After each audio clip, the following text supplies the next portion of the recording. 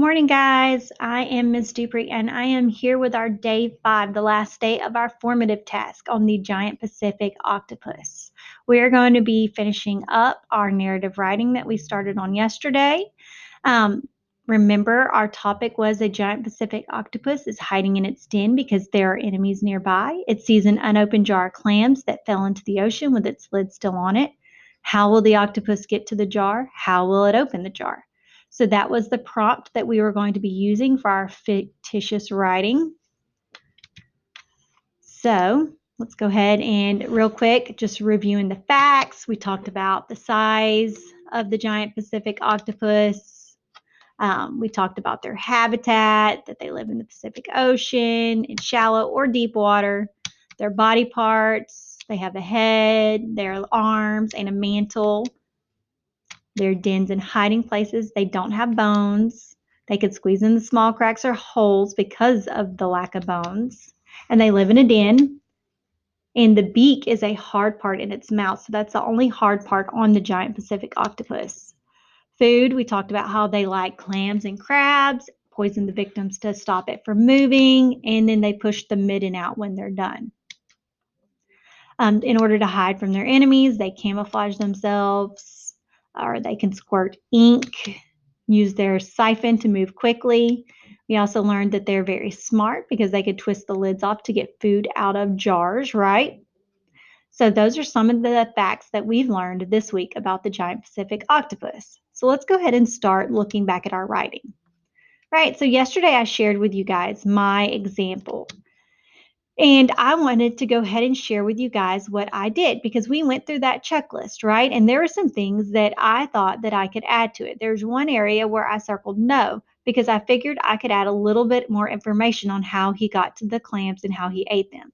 So I'm going to read to you my final copy. It says, one day, Otto the octopus was just hanging out in his den deep in the Pacific Ocean. Otto was hanging out in his den because there were some whales swimming by nearby.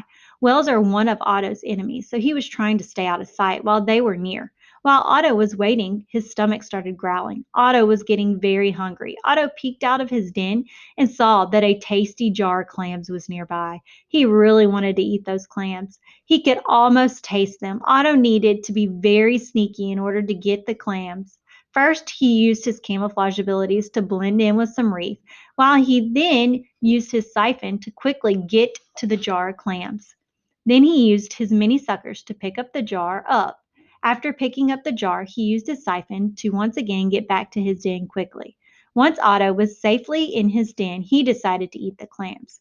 He used his powerful suckers to grip the lid of the jar and twist it open. After that, he reached in, and when he needed to use his beak to crack open the clams. Then he ate the clams. When he was done, he quietly pushed the midden out of his den. Finally, Otto's stomach stopped growling, and he could settle into a nice nap in his den while he awaited for his enemies to leave. Once Otto woke up, he peeked out of his den and saw that the whales were no longer near his home. He was relieved he could once again go out to hunt for food without worrying. So I added some information about his body parts and how he could get to the clams and eat them.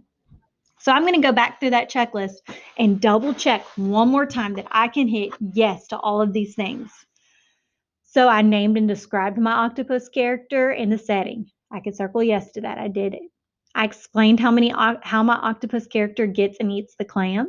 So I talked about how he used his powerful suckers to open the jar, how he used his beak to open up the clams, how he pushed the midden out when he was done. I used some of that technical vocabulary that we learned throughout this week on the giant Pacific octopus. So I could circle yes to that.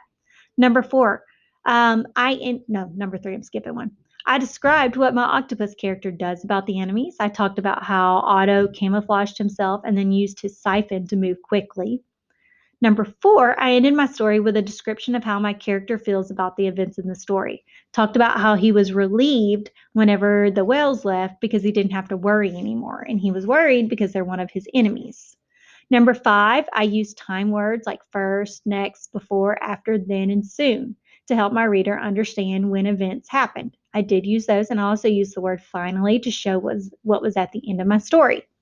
So I read my story to my partner, I asked for suggestions, I thanked my partner, and I used my partner's suggestions. So go ahead and make sure that you do all these things before you type up your final copy. Then you're going to type it up and you will turn it into your teacher. All right, guys, that is all we have for today. And I hope that you go through and you do such an amazing job on writing your story. Bye, guys.